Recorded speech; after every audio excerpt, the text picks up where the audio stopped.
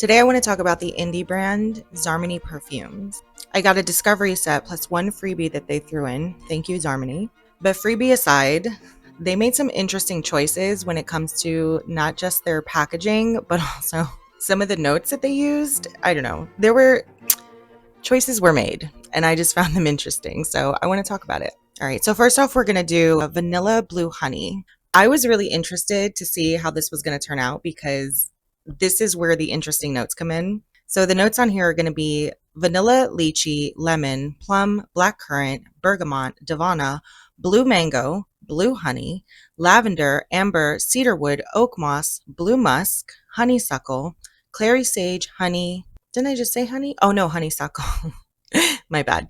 Jasmine and Icarian honey. Oh, so there's two types of honey. There's a lot of honey stuff going on. So before I get into the fragrance and what it smells like, I just want to go over a couple of the notes. So I'd never heard of blue honey before. So I looked into that and I'm just going to read from my notes because I'm not going to remember. So blue honey. When I Googled it, it said that it either refers to psilocybin mushrooms mixed with honey. So I guess that's called blue honey.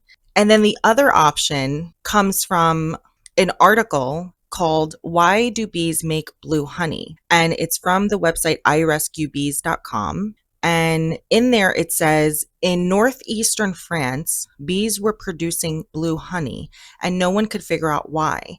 They soon found out that the bees were feeding from a local M&M factory and industrial waste. And the pigments, this is a quote, the pigments from the candy combined with the bees' acidic digestive fluids caused the honey to turn blue. This honey is considered unsellable and unfit for human consumption because it does not come from floral nectar. So I read that and I'm like, should I be spraying this on myself?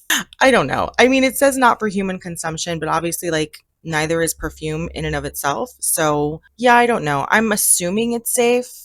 I'm always going to assume that it's safe. I'm not going to assume that somebody's going out of their way to hurt anyone and charging $200 plus per bottle to do so.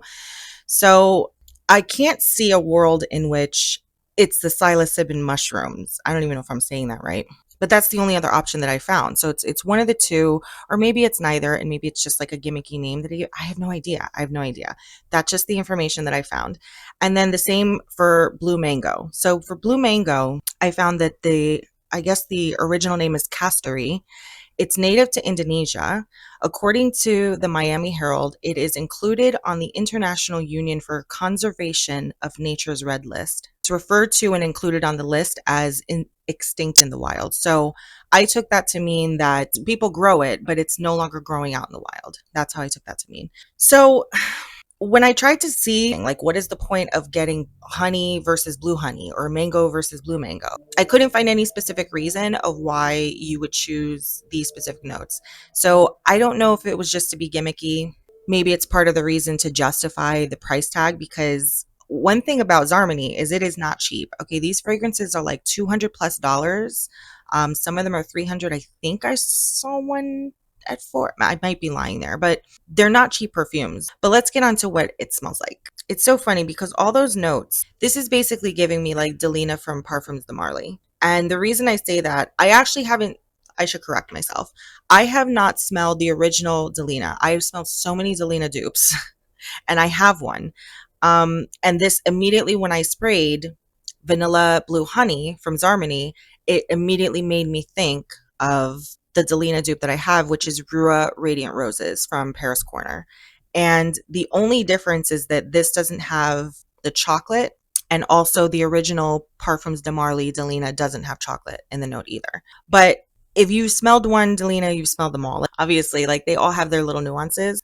And this one does too, but it immediately makes me think of that. Yeah, but for anyone who doesn't know what Delina smells like, or the dupes, it's basically a jammy, rose, sweet, sugary, feminine, almost gourmand. Yeah, you're going to get the honeysuckle and you get the lychee. The jasmine maybe a little bit, but it's mostly rose, which is funny because rose is not even listed on these notes. But it's a sweet, jammy rose with some flowers in there. I don't know what else to say. Okay, so now we're going to get into one of my favorites, but also kind of one of my biggest disappointments. Because here's the thing. It's called Khione. The notes on here are going to be vanilla ice cream, sandalwood, tonka bean, glacier, amber, snow, mint, and ice. Interesting notes. This is basically peppermint candies. It is so cooling and refreshing. You get the sensation of sucking on a peppermint candy, and you get the sweetness and the kind of creaminess, but it doesn't go warm like a gourmand scent. It does stay cool because of the mint. It's so nice. Oh my gosh, it's so nice. Yeah, it's delicious. The problem with this, it doesn't last. It literally disappears so fast, and it's so aggravating. Like, I've basically gone through the sample. I don't know if you can see. I have like a little tiny, tiny, tiny bit left because I sprayed the heck out of this thing. And I mean, these samples, they look small. They can last quite a bit if it's strong enough. But when it's not strong, you have to go through the whole thing. That's basically what I did. I sprayed the heck out of this thing one day because I'm like, let me just see if I just spray the whole thing, if it just lasts a little bit longer. And it just doesn't. It just doesn't. It dries down to like I don't know, almost like it almost has like an herbal tea, like a peppermint herbal tea. It's really nice. It's still cooling, but it's like mellow and relaxing. It's like, oh, this is such a good vibe. I'm trying to sometimes I think, does everything have to be like super long lasting? Does it have to be like super strong? Because then the other complaint when it's too strong and it's too long lasting is that it's cloying and it gives you a headache. So I wonder if this is one of those where it's better off kind of wearing down and wearing off so that you're just kind of getting, little whiffs here and there of the peppermint. If I had a full bottle, I'd probably be spraying the heck out of my body, my hair, my clothes, like everything to get the scent to last. And then maybe it would last longer. Because I mean, obviously with this bottle, I didn't have much of a choice. I had like a limited amount that I could spray. So I could see myself going through 100 ml bottle pretty quickly, only because it is such a delicious scent and it is so cooling. I don't know. I'm so conflicted because I'm like, this is the one where I'm going back and forth on whether I want to get it because they don't offer travel sizes and there's no 30 ml, 50 ml, nothing. So it's 100 ml or nothing.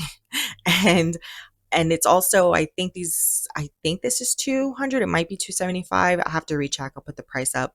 But I just don't know that I love it enough to spend that much because it really is just peppermint candies and like it dries down to a nice herbal tea. But I always think with a lot of these fragrances, especially with having tried so many in the past year, that there's really nothing new under the sun. And eventually you will find whatever the scent is, whatever the price tag, like no matter how special, how much everybody loves it. Well, actually, especially if people love it and they like it and they try to recreate it, you're gonna get versions of it going down the line. It's almost like that movie, The Devil Wears Prada, right? When they're talking about the cerulean blue, and she's like, it starts at the runway, it starts at the high end, and then you find it right at the thrift store. The things that everybody wants and loves, and that blows up, it's going to trickle down into lower price points. It just is. People are going to recreate it. And I could see myself probably during the holidays or something finding this at like a Bath and Body, or I don't know, having other people do peppermint scents that maybe eventually someone will come out with this profile that it is peppermint candies that dries down to like a peppermint herbal tea. I could see someone else coming up with that and doing that and recreating that.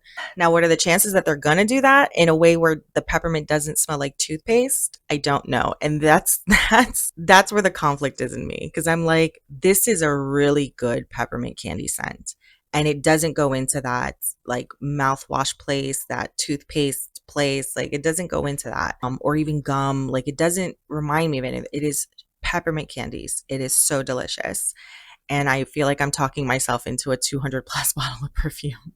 But listen, what's good is good, and it's really good. It's really good. I don't know what else to say. It's really good. So the next is going to be Athena. Okay, so the notes on here are strawberry, raspberry, peppermint, cotton candy, brown sugar, white florals, white chocolate, caramel, cinnamon, and vanilla.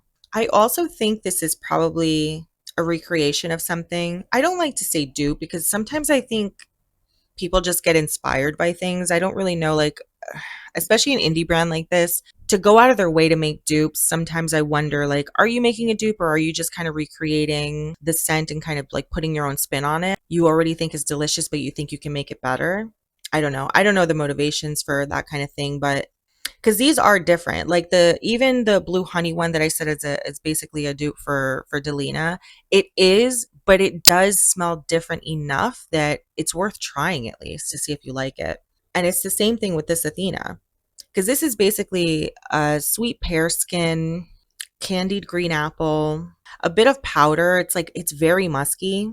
It's pretty, and this one is strong. Oh my gosh, I gave this a couple of sprays and then I went to do errands and it was so strong. Like it was, I want to say 4+ hours that I could still so clearly smell this on myself that I had to wash it off because I don't really like these apple forward scents. So if you do like a candied green apple with like a little bit of pear skin in the background, but very musky and a little bit powdery and a lot of sugar, like this is very sweet, then you'll love this because it is beautiful. And I mean, I can appreciate it even though I don't like apple. I could tell, like, if you do like apple, I think you'd really love this. Yeah, but it just wasn't for me because I don't like apple. So it was just too strong and too much. But again, if you like it, that's going to be right up your alley. I wish that Khione lasted the way that Athena does. Oh my goodness. I think I would have just bought it on the spot, to be honest. Or you know what, travel sizes. Like I wish they offered travel sizes. If you really like fragrances and you kind of like to dabble and you like to wear something different all the time, getting full bottles of everything that you like is just, I just think it's a waste. Somebody had said that it was a good rule of thumb to only purchase perfumes that you think you might go through in 3 years or less. That obviously perfumes don't expire, but they do start to turn. And I actually experienced that with one of my mom's perfumes that I stole from her. He totally took her perfume. I think what was it? Allure. Who does Allure? Is it Dior or I don't remember who does it, but she had that perfume for a really long time. And by the time I started to like smell, like to see that it was smelling different, it had been like 10 years by then. But they do start to turn, they do start to smell different. And the thing is, if you're starting to accumulate a lot of perfumes, you're better off with the samples, the travel sizes, the 10 mils, the 5 mils. Like Scent Split is like my favorite site because of that, because it really does give you an opportunity to experience a lot of scents without having to, number one, shell out like the major bucks for the full bottle, but also you get to experience a lot of different things because you do get to have it at like a lower price point. And, for the stuff that you like, you get to experience it for a time and then that's it. It's no more. And the stuff that you love, that you notice, like, you went through a 10 mil in like a week or something crazy, then you realize like that's a scent that you really love and that's worth spending the money on and finding the room for. Because that's the other thing, like having a bunch of bottles of perfume and you got to find the room for it. That's a whole other. But anyway, Odinsleep is the next one. I don't know how to stop running off on tangents. I've like got to learn how to just keep to the point. The notes on here are going to be peppermint spearmint, white chocolate, mint chocolate chip, Belgian chocolate, hazelnut, chocolate ganache, cocoa, vanilla, amber, lavender, oak moss, patchouli. This is delicious. This smells like peppermint bark. I don't know if you've ever had the Lindt chocolates that come out. I'll put a picture up on the screen, but it's the peppermint bark Lindt chocolates, the little squares. So good. This smells just like that. You get the ganache. It almost comes off like a hot chocolate, but it's deeper. It's a little smoky. I wonder if that's from the lavender. Anytime lavender is put into things, it can go into like a sweet lavender place, or for me, it goes like to like a little bit of a smoky place. Like with Burberry Goddess. Burberry Goddess has that lavender, and in there, it goes a little smoky. What's the other one? French? The body spray from Target, French. There's a lavender one, and it goes more into like a sweet lavender. So yeah, but in here, it goes a little bit smoky. This leans a little masculine for some reason. I'm not really sure why. There's something in here that makes me feel like I'd be more likely to smell this on a guy. Maybe it's the smokiness, I'm not sure. Definitely unisex though. It's not like a men's cologne, but it leans a little touch of masculine. And the peppermint does dry down, but it doesn't disappear and go away. And also, this is very similar to Sphinx Chocolate Citronique. And I had a sample of it. I don't have a full bottle. I thought about getting a full bottle of that one, but something about that one was a little too harsh. And this is a lot more smooth. Odinsleep is a lot more smooth.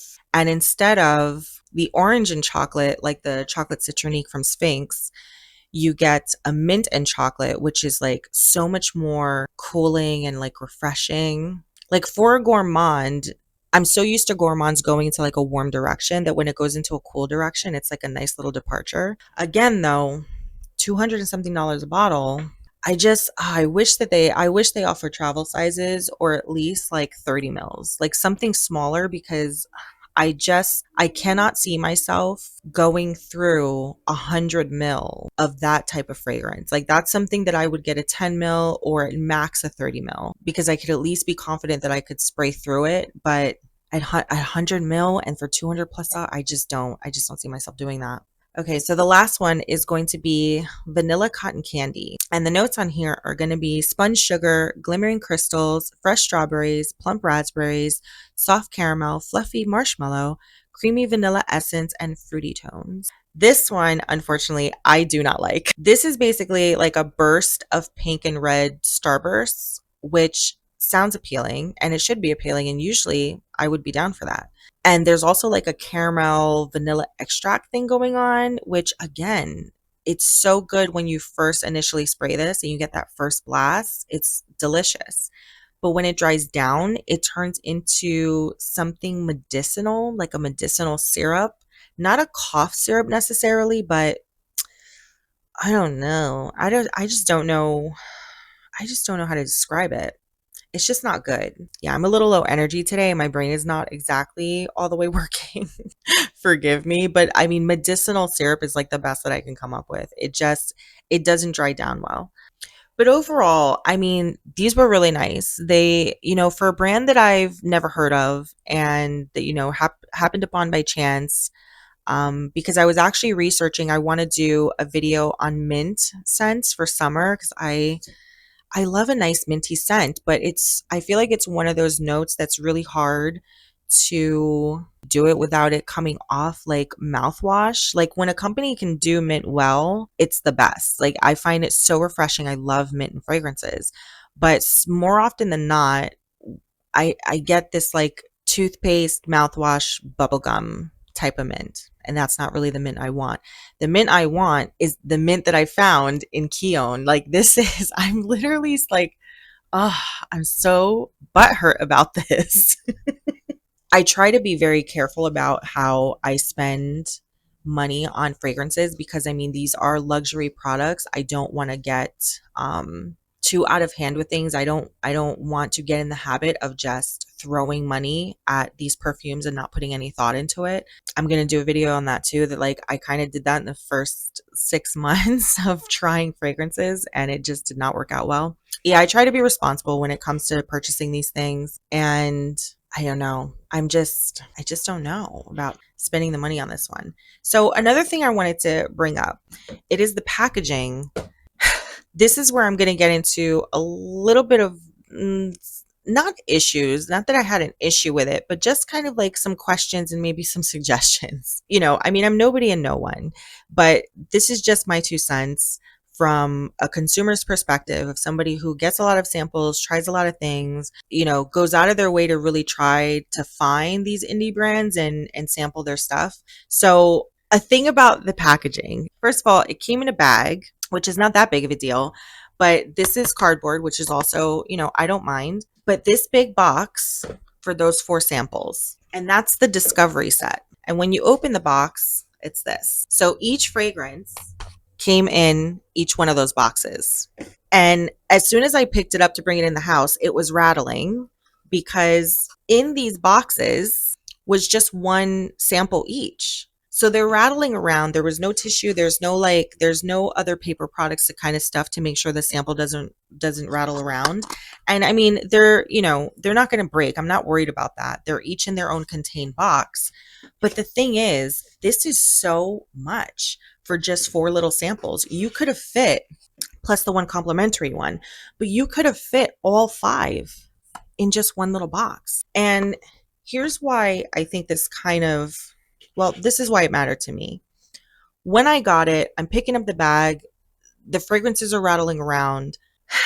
I'm automatically thinking, why is this so big? before I've even opened it. And then I open it and I'm taking out each sample, and it's so underwhelming to open up each individual thing to find like one lonely little sample. It just took away from the experience. I feel like if I had just opened a smaller box inside of, again, another small box, then I would have been focused more on the excitement that I had about trying them, because I was really excited. I'm always really excited about trying new fragrances, especially from indie brands. So I had that excitement, and then the excitement kind of went away because I'm like, what is all this? Like, who made this decision? It also made me consider, if this is how you packaged 4 samples in a kind of not thoughtless way, because obviously they thought a lot about, how they wanted it to be presented. But how do I say this? It seems like there's so much care put into the packaging, but then it also seems a little thoughtless to just throw the sample in there without any padding so that when I pick it up, it's all rattling around. It just didn't make any sense to me. And I guess what it did overall is that it made me kind of lose confidence in the brand, in terms of like, how are you going to package if I get a full size bottle? Is it going to be sent safely? Am I going to have issues? I don't know, just stuff like that. And I feel like that's not really what you want people to think when they're sampling from you, when you're an indie brand that's not really that well known, not established, from a website that's also not established. So like, I'm taking a chance on getting stuff from you, because like, that's just the risk you take with an indie brand. Like, it's very hit or miss because it's not from a well-known company. Also, something that I did notice too was the shipping. The shipping was like $10, and I almost didn't even bother getting the discovery set, because you only have an option to get a discovery set of 4. And for the discovery set of 4 to come out to $40, which is like, okay, $40, $10 a sample. It's not super far off from what I would get from ScentSplit, but then to add a $10 shipping charge, when most of the time for other shippers, like from Etsy, from ScentSplit, from all these things, you either get shipping free, or at most you're going to pay like $5 for shipping. So that also kind of threw me and made me lose a little bit more confidence. Like, all these little things, they are little things, but you put them together and it doesn't paint the company in a good light.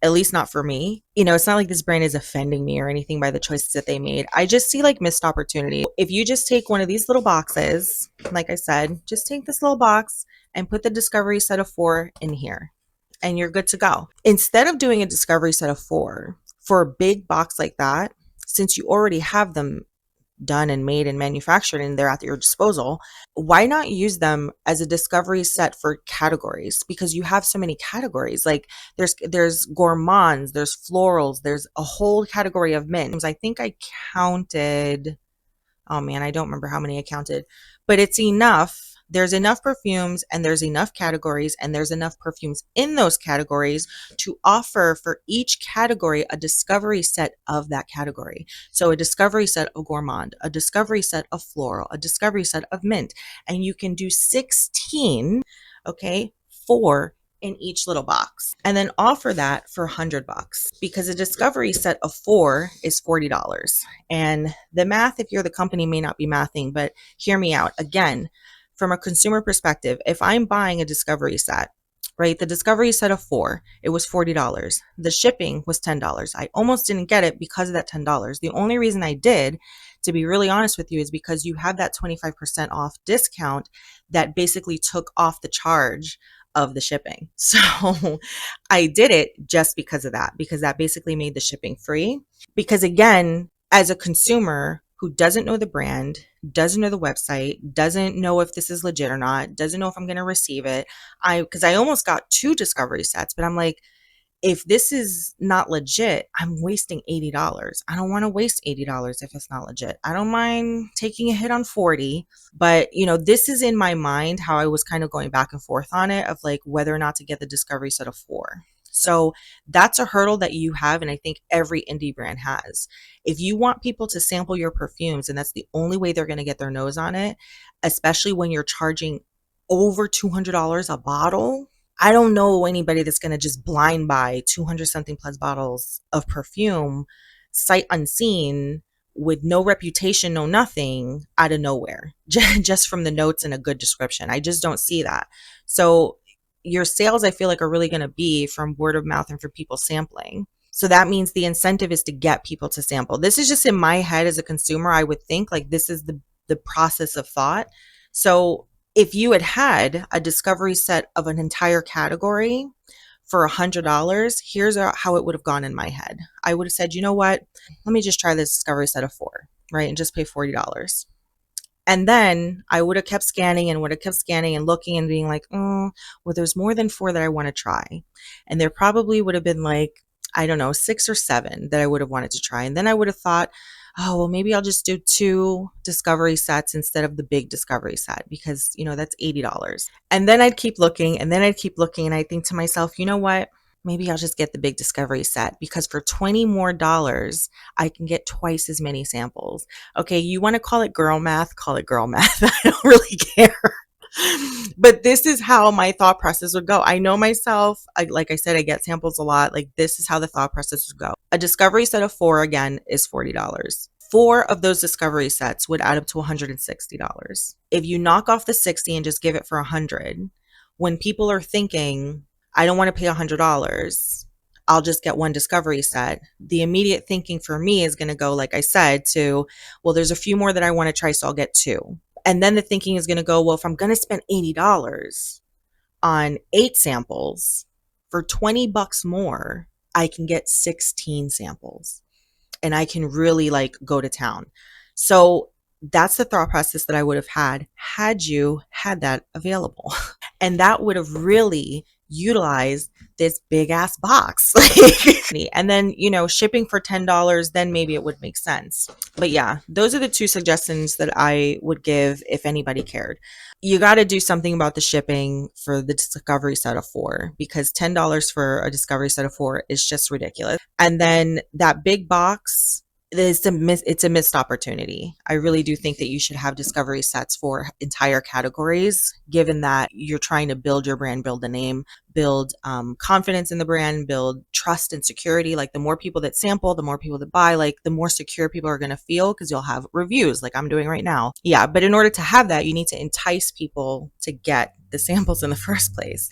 I just think the big box is a missed opportunity is all I'm saying. So that's that on that. As far as purchasing, like I said, I really do like the Khione. It is my favorite. I'm going to be going back and forth about that one for a while probably, but $200+, that's the kind of thing where I have to love it. Like I said, I try to be responsible with purchasing these perfumes because they are luxury items. I don't want to overdo it or go too crazy or end up, I don't want a mass collection of perfume stuff. I just don't need it. I don't need it. I don't want it. I don't mind a bigger collection of like samples and travel sizes because those I can go through really quickly. But I only want a collection of perfumes that I really love and that I'm really going to wear and really going to gravitate to. And that's it. And unfortunately, Xarmony doesn't offer the travel sizes. I wonder if that's a business decision. I'm sure it's a cost thing. I'm sure it costs like more to get the bottles and I don't know, the businessy stuff that I don't know everything. I only know from the consumer side how I think of those things, but I'm sure it's an extra cost that maybe it's not worth it up until, you hit a certain financial milestone to like make it financially feasible, I'm assuming. But other than that, I don't know. I would say the discovery set, it's worth it. It's legit. You're going to get your fragrances. You're going to get them in a big ass box. But it is going to come. It's not a scam. It's a legit brand. The notes are interesting. Even if, it sounds like a dupe of something else, or I don't know, maybe this is a dupe brand. I really have no idea. But regardless, they are putting their own little spin on things. So as much as I can say, this one smells like Delina and that one smells like this one and that one smells like this one, it smells like it has the DNA of, but it is its own it's its own creation, its own little spin on it. My experience of the perfumes themselves is really positive. So nothing against the brand in terms of like the quality of the product, I think is really good. The Khione, you guys, can y'all just make that a little bit stronger for me, a stranger that you don't know, who has nothing to do with your brand. But anyway, that's going to be it for me. If you like this video, if you found it informative or entertaining or any of the things, press all of the buttons. Don't forget to like, comment, and subscribe. Definitely hit that notification bell so that you can be notified for upcoming videos.